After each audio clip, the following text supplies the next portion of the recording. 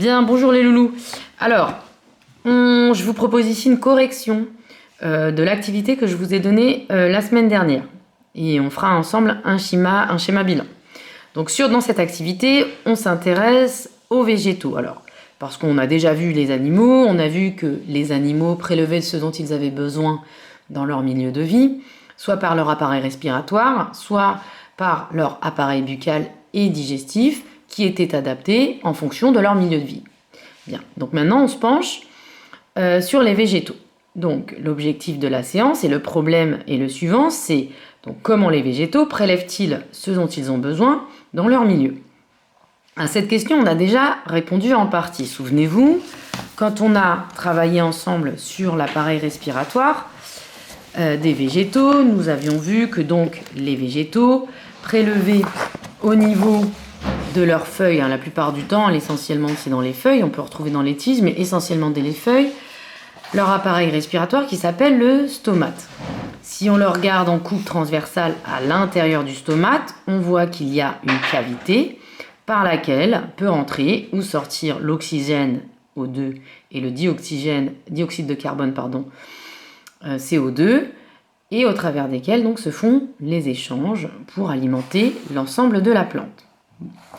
Alors maintenant, on sait, et vous le savez depuis la 6e, même avant, grâce à des expériences, vous avez pu mettre en évidence que les végétaux n'ont pas besoin que d'oxygène et de dioxyde de carbone, ils ont également besoin de sels minéraux et d'eau pour vivre, et de lumière. Donc nous, on va s'intéresser à comment les végétaux prélèvent ce dont ils ont besoin, notamment donc eau et sels minéraux. Donc, vous le savez déjà, vous avez déjà une idée sur la question, les racines vont avoir un rôle très important dans cette histoire. On va essayer de le démontrer, et pour le démontrer, vous avez cette série de documents que vous retrouvez donc dans les pages 90 et 91 de votre manuel, et que je vous ai redonné en document. Alors, qu'est-ce qui est intéressant? Dans cette expérience, déjà, on lit bien la légende, parce que sinon on ne peut pas comprendre. C'est une expérience. Une plantule de radis est cultivée pendant une journée dans 2 conditions. Donc, une plantule, c'est une petite plante, c'est un bébé plante, c'est une plante de quelques jours. Et cultivée donc dans une journée dans 2 conditions, c'est-à-dire qu'on a mis 2 conditions différentes pour leur culture. Cette phrase est très importante. L'huile n'est pas toxique pour la plante. Et ça, c'est important parce que ça veut dire que ce n'est pas l'huile qui va nuire à la plante. Et enfin, la plante flétrit quand elle manque d'eau. Donc la plante fane, on dirait nous dans le langage commun, on va dire elle fane quand elle manque d'eau. Donc on va regarder de plus près l'expérience. Vous avez donc ce plantule, 2 plantules dans 2 tubes à essai. Dans le premier tube à essai, l'ensemble de la racine est dans l'eau. Et dans le deuxième tube à essai, vous avez un plantule qui est dans l'huile, donc dont la racine est dans l'huile. Et vous voyez bien qu'en dessous, il y a de l'eau, mais la racine n'entre pas dans l'eau. D'accord? Vous avez tous déjà fait cette expérience en prenant de l'eau et de l'huile et de voir que les deux ne se mélangeaient pas. Donc l'huile ici, c'est un élément qui va nous permettre d'isoler la racine et d'être sûr qu'il n'y ait pas d'eau qui passe par là. Donc qu'est-ce qu'on veut tester avec cette expérience? On veut s'assurer qu'il s'agit bien de la racine et pas d'autre chose qui prélève l'eau nécessaire aux plantules, à la plantule, d'accord? Donc ici, on regarde au bout donc de quelques heures, donc là le matin il est 8h et là c'est 22h. À 22h, le premier plantule va très bien, il est exactement dans la même position que le matin, et le second a flétri. Donc s'il a flétri, d'après l'information que j'ai ici, ça veut dire qu'il a manqué d'eau. Je sais que ce n'est pas l'huile qui a été toxique pour lui, puisque l'huile n'est pas toxique. Je sais donc qu'il a manqué d'eau. Donc cette expérience me permet de dire et d'affirmer, grâce à la comparaison, que le plantule a besoin d'eau, ça je le sais, mais que ce sont les racines qui permettent de prélever l'eau. D'accord? On aurait pu penser que la tige ou les feuilles pouvaient récupérer l'eau qu'il y a dans l'atmosphère, parce qu'il y a toujours de l'eau dans l'atmosphère. Il se trouve que là, non. Donc, cette expérience nous permet de dire que ce sont les racines qui prélèvent bien l'eau dont la plante a besoin. Et ici, on vous montre particulièrement, en faisant un zoom, que ce sont les poils absorbants. D'ailleurs, si vous avez le temps, vous pouvez mettre à cultiver, je sais pas, une lentille, une graine de fève, un haricot, et vous verrez que très rapidement sur les racines, vous allez voir pointer là des petits poils qui sont pas du tout, qui sont faciles à observer dans la zone pilifère. Et donc, ce sont bien ces poils absorbants qui absorbent l'eau et qui permettent aux plantules de récupérer l'eau dont il a besoin. Donc on a déjà résolu ce premier problème, à savoir la racine récupère l'eau dont elle a besoin. Alors, ce qui est intéressant dans ce deuxième document, là, dans le troisième document ici, c'est que vous avez des arbres. Et là, on voit bien, parce que, vous voyez, le terrain a été érodé, ça a été abîmé.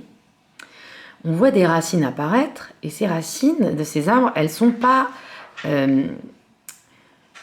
vertes, elles sont presque comme des troncs, quoi. Elles ont été enrichies dans une substance qui fabrique le tronc. Et donc, elles n'ont plus ces petits poils absorbants qui leur permettent, quand ils sont plus jeunes, d'absorber.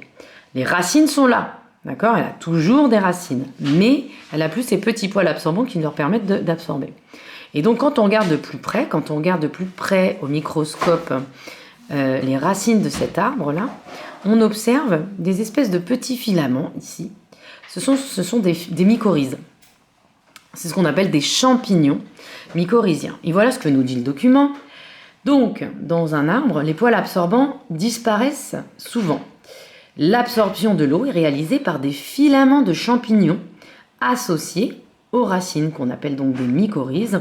Et pour chaque centimètre de racine, il y a jusqu'à 80 filaments de champignons qui explorent le sol. Donc ces petits champignons, c'est pas des champignons de Paris, hein, ça ressemble pas du tout à nos champignons qu'on mange à table. Vous voyez, on dirait un petit peu des toiles d'araignée. Eh bien, ces champignons-là, ce sont eux qui permettent à l'arbre de vivre. Et donc ça, c'est ce qu'on appelle une symbiose en SVT, en sciences. D'accord ?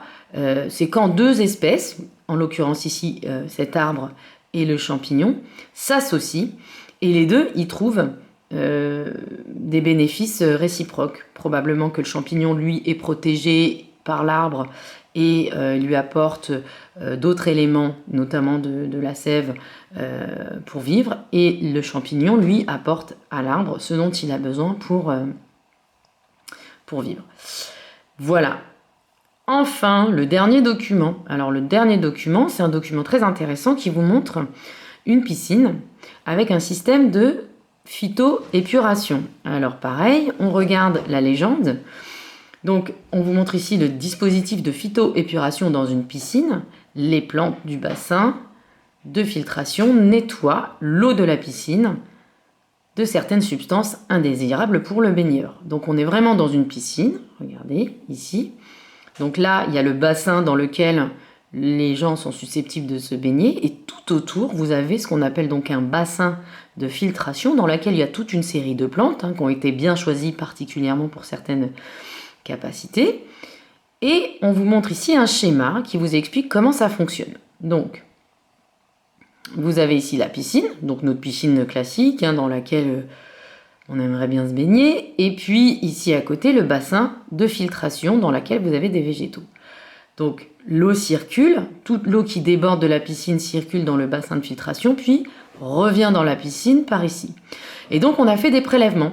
On a prélevé de l'eau ici, et on a prélevé l'eau là. Donc on fait prélèvement d'eau 1 et prélèvement d'eau numéro 2. Donc les prélèvements d'eau numéro 2, numéro 1, c'est ce qui sort de la piscine, et le numéro 2, c'est ce qui rentre dans la piscine. Et quand on regarde ces prélèvements, qu'est-ce qu'on constate ? C'est que dans le prélèvement 1, c'est-à-dire ce qui sort de la piscine, on a beaucoup d'azote, 250 grammes par mètre cube, et du phosphore, 15 grammes par mètre cube. Et dans le deuxième prélèvement, donc une fois que c'est passé dans le bassin d'épuration, on voit que l'azote a diminué. On est passé de 250 à 20 grammes par mètre cube, et le phosphore, 3 grammes par mètre cube. Qu'est-ce que ça nous apprend, cette histoire ? Ça nous apprend tout simplement que quand l'eau passe par là, la quantité de phosphore et d'azote diminue. Qu'est-ce qui peut être à l'origine de la disparition du phosphore et de l'azote ? Tout simplement les plantes. Et qu'est-ce qui baigne dans Le bassin de filtration, ce sont les racines des plantes. Donc les racines des plantes prélèvent dans l'eau le phosphore et l'azote, et probablement qu'elles le prélèvent non pas pour faire plaisir aux baigneurs, mais parce qu'elles en ont besoin. Voilà, on a fait le tour là des informations. La zone pilifère, vous avez le vocabulaire ici, on en a expliqué tout à l'heure. Donc là maintenant, cette vidéo, donc là ça fait 10 minutes, ça fait un petit moment.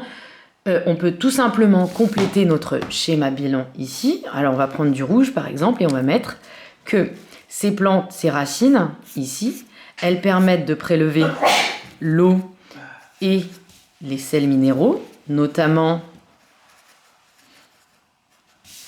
l'azote et le phosphate. J'ai dit phosphore ou phosphate, c'est pareil. Enfin non, c'est pas pareil, mais on précisera ça plus tard. Et que parfois, cette plante s'associe avec des champignons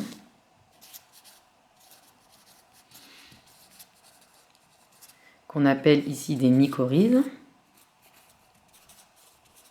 Et les mycorhizes favorisent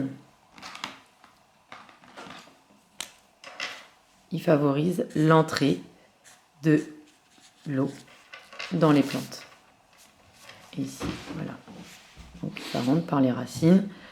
Et plus tard, soit cette année, soit une autre année, 4e ou 3e, on verra tous les systèmes de conduction qui permettent à la plante d'échanger tous ces éléments de manière à ce que chaque organe de la plante puisse bénéficier des apports des différents organes. Alors, là, je vais vous embêter. Qu'est-ce qui manque à mon schéma? Vous le savez, il manque un titre. On va le faire rapidement. Donc, le titre du schéma, c'est... qu'est-ce qu'on va mettre comme titre? Donc, déjà, c'est un schéma. Et on va mettre des apports, c'est-à-dire, qu'est-ce qu'on apporte à la plante? Végétaux verts. Voilà. Bon, il n'est pas terrible, ce titre, mais il dit ce qu'il faut. Voilà. Donc, vous me finissez votre cours, vous reprenez ce schéma bilan que je vais photographier, que je vais vous mettre en pièce jointe, vous redessinez et vous me refaites le QCM que je vous ai donné la semaine dernière. Et cette fois, il y a 100% de réussite. Vous avez tout parfaitement compris, je l'espère. À bientôt.